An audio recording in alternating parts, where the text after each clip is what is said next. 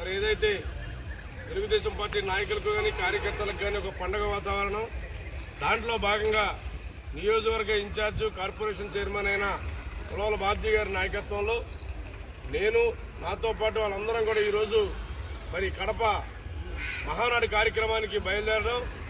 ఏదైతే ముందుగా మేము వెళ్ళి అక్కడ కార్యక్రమాలని అన్నీ కూడా చూసుకుంటూ ఏదైతే మహానాడు రోజున కార్యకర్తలు నాయకులు అందరూ కూడా పెద్ద ఎత్తున సుమారుగా 5 నుంచి 6 లక్షల మంది ఈరోజు మహానాడు కార్యక్రమంలో పాల్గొనడానికి ఏర్పాట్లన్నీ కూడా పార్టీ చేయడం జరిగింది.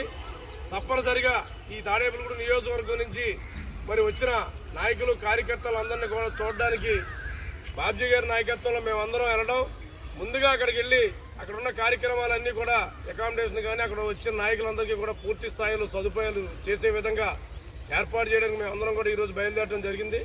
మరి దాంట్లో భాగంగా ఎల్లుండి వచ్చే నాయకులు కానీ కార్యకర్తలు కానీ అన్నీ కూడా దగ్గరుండి చూసుకుంటాం.